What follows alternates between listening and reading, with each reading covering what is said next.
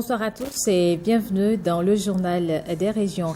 Les épreuves du certificat d'études primaires démarrent lundi 5 juin au plan national. Ils sont plus de 241 000 candidats répartis dans 778 ans de composition, dont 14 pour les candidats à besoins spécifiques. À la veille de cet examen, le ministre des Enseignements maternels et primaires a délivré un message d'assurance et relève une innovation. Je m'en voudrais de ne pas signaler l'innovation de cette session qui a consisté à effectuer toutes ces opérations à travers la plateforme EducMaster MAMP. Ceci a permis de corriger, un tant soit peu, certaines imperfections connues les années antérieures. C'est le lieu de saluer tous les cadres à divers niveaux qui ont fait montre d'abnégation afin de permettre au sous-secteur de se mettre sous orbite. L'examen du certificat d'études primaires de cette année intervient, un peu comme l'année dernière, dans un contexte national empreint de menaces sécuritaires entretenues par des individus armés non identifiés, notamment dans la partie septentrionale de notre pays. Prenant la mesure de la gravité de la situation, le gouvernement, sous l'autorité de son chef, son Excellence M. Patrice Talon, président de la République, a prévu un dispositif sécuritaire spécial tout autour et à l'intérieur de chaque centre ouvert dans les départements de la Libouri, du Borgou, de la Takora et la Donga, en vue de permettre à tous les candidates et candidats issus de ces 4 départements de pouvoir composer avec la quiétude, la confiance et l'assurance requises. Dans la Libouri, le complexe scolaire Batazi Sisa Ségrenan est retenu pour abriter le lancement officiel des épreuves du CEP. Avant le grand jour, Justin Ayelo, directeur départemental des enseignements maternels et primaires de la Libouri, nous parle des préparatifs. Il est ici au micro de Ronald Robinson et Kadnel Kako. Les préparatifs vont bon train par rapport à l'examen du CEP. Depuis environ 2 semaines, on a reçu le matériel lourd que nous avons déjà dispatché dans les centres. Nous avons reçu les plis sensibles que nous avons convoyés directement au commissariat. Je peux ajouter que même la liste des candidats est déjà disponible. Nous avons, comme d'habitude, 35 centres avec 42 chefs centres et chefs centres adjoints. Banikwara a le plus grand nombre de centres avec 10. Cette année, nous avons 11 652 candidats, dont 5 555 filles. Il y a eu un peu d'amélioration parce qu'en 2022, il y avait eu 11 048 candidats. Batazi, nous avons choisi d'aller lancer l'examen là pour donner la preuve que tout va se passer bien. Et pour que tout se passe bien, auparavant, nous avons circulé avec le préfet, le DDPR, pour discuter des conditions de sécurité. Nous profitons de l'occasion pour inviter les apprenants à ne pas avoir peur, parce que les forces de sécurité, c'est pour les sécuriser. Donc, ils n'ont qu'à avoir confiance en eux-mêmes. Ils n'ont qu'à avoir confiance au travail qu'ils ont fait et tout ira bien. Plan international, Bénin améliore les conditions d'apprentissage et de vie des apprenants dans la commune d'Adioron. C'est à travers la construction des modules de classe et latrines à l'école primaire publique de Poledi et à l'école maternelle publique de Gobo. Le ministre des Enseignements maternels et primaires a procédé à la cérémonie de réception et d'inauguration en présence des autorités politico-administratives. Les détails avec Brice Rumbo et Nathalie Doris Olabi. Un module de 3 classes avec bureau, magasin doté de mobilier, écoliers et enseignants, avec 2 latrines de 4 cabines en 10 sections spécifiques, à l'école primaire publique de Podedji, arrondissement d'Azor-Lissé, et un module de 2 classes avec bureau, magasin doté de mobilier, écoliers et enseignants, avec une latrine de 4 cabines en 10 sections spécifiques, à l'école maternelle publique de Gogbo, arrondissement de Gangban. Un don de Plan International Bénin qui vient améliorer les conditions d'apprentissage dans ces 2 écoles de la commune d'Adjoum. Notre soutien en faveur de la maternelle de Gogbo et de l'école primaire publique de Podedji cadre avec notre approche d'intervention qui consiste à améliorer les conditions d'apprentissage des élèves afin de faciliter la tâche aux enseignants et aux autres acteurs de l'école. D'un montant global d'environ 96 millions de francs CFA, dont 38 millions pour Podedji et 57 millions pour Gogbo, ces infrastructures viennent renforcer les nombreux efforts du gouvernement pour le bien-être des apprenants et l'amélioration de la qualité de l'éducation. Je voudrais réitérer mes salutations et remerciements à Plan International Bénin qui s'illustre en bien aux côtés des populations du département de Lemay, tout en souhaitant que ces réalisations s'étendent à l'échelle de toutes les communes de mon département.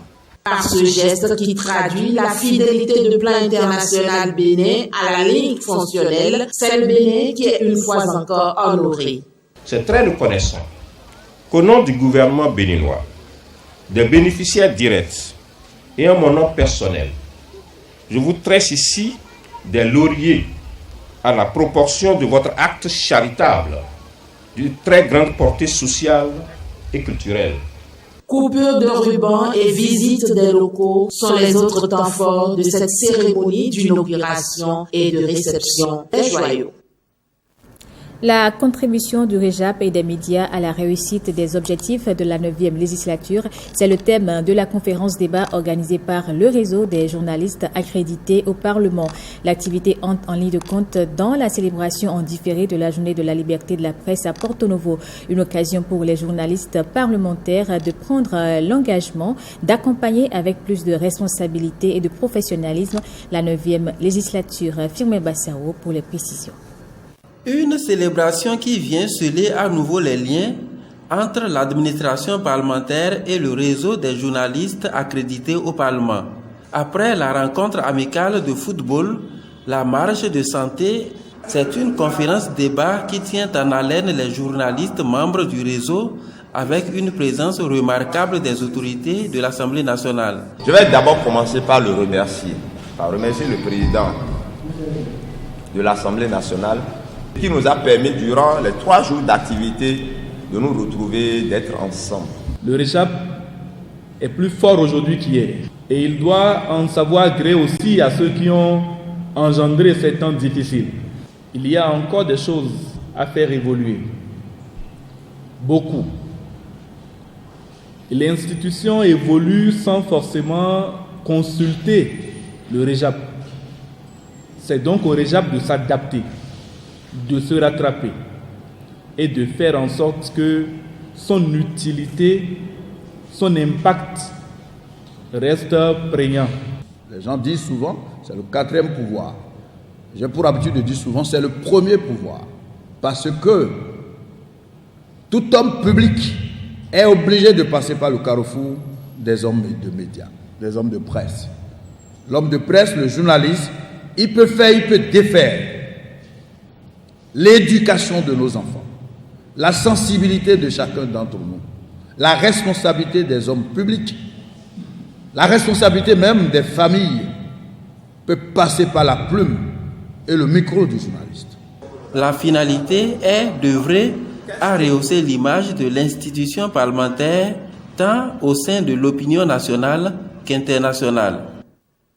Le ministre des Enseignements secondaires, techniques et de la formation professionnelle a procédé au lancement officiel de la campagne scolaire de reboisement édition 2023.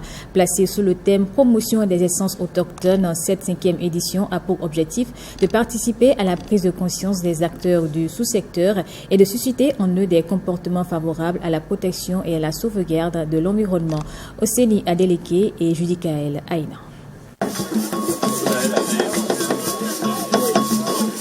Kouaro Yves Tchabi accomplit ici un acte fort pédagogique au lycée technique agricole de Natitingou.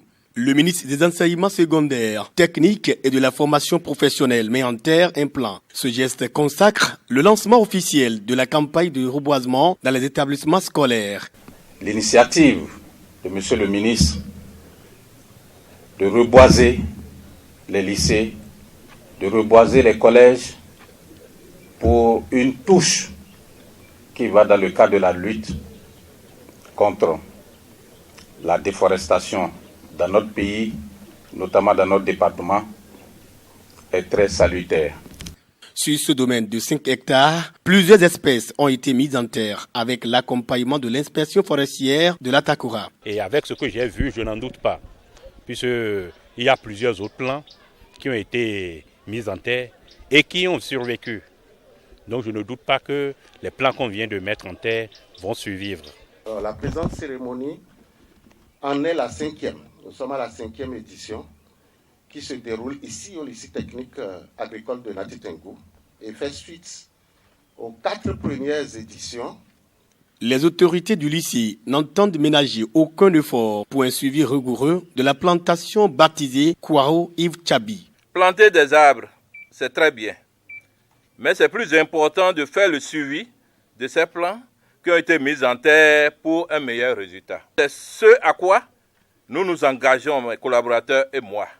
Le lycée technique agricole n'a pas été choisi au hasard. La foresterie, c'est notre domaine. Pour faire face aux crises du changement climatique et à la perte de la biodiversité, planter des arbres apparaît comme la solution. Ils offrent en effet l'habitat nécessaire à la faune et à la flore.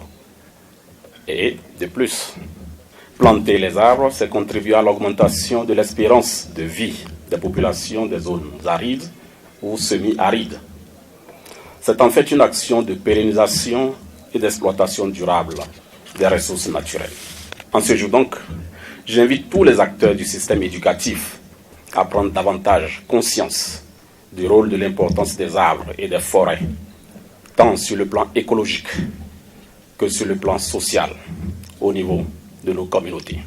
Ces lycéens fortement attachés à la protection de l'environnement sont déterminés à jouer leur partition sous le contrôle du proviseur pour l'entretien du site. Bientôt en finir avec leur calvaire en matière d'approvisionnement en eau potable. Face à la situation critique dans la commune, la SONEB a pris ses responsabilités en réalisant de nouveaux forages. Les précisions avec Patrick Silas Ayadji et Abdoulofou Idrissou. C'est un essai de pompage réussi dans l'arrondissement de Kpakpassa. Nous sommes dans la commune de Savalo. Le projet de renforcement et de complémentarité en eau potable exige une quantité de 8000 litres à l'entreprise Forage SA. Pour ses responsables, le bout du tunnel n'est plus loin. On est en train de voir le débit que la SONEB pourra pomper. Et actuellement, on a un débit de 18 mètres cubes qu'on est en train de pomper. Et la prévision, c'est 8000 litres. On a déjà 6 forages positifs. On a un forage qui a déjà donné 60 mètres cubes. Donc, il reste encore quelques forages à faire. Donc, c'est les débits additionnés. On saura combien de forages il reste à faire. L'eau potable dans un délai raisonnable au profit de tout Savalou, Égypte Afrique. Le bureau de contrôle du projet y veille. Nous sommes encore dans le délai et les travaux se font selon les normes puisque nous sommes là pour contrôler et jusque-là il n'y a pas encore de déviance ou bien de dérive sur ce qui se fait. Nous sommes là pour bien suivre les travaux. Avec l'appui du contrôle qui surveille, l'entreprise qui surveille, et parfois avec l'accord des populations qui acceptent d'accéder à leur terrain, nous sommes en train de réaliser les objectifs de ce projet-là. L'eau potable en quantité dans la cité des Soravi, ce rêve cher au gouvernement Talon, sera bientôt une réalité. Et c'est la fin de ce journal. Merci à vous de l'avoir suivi.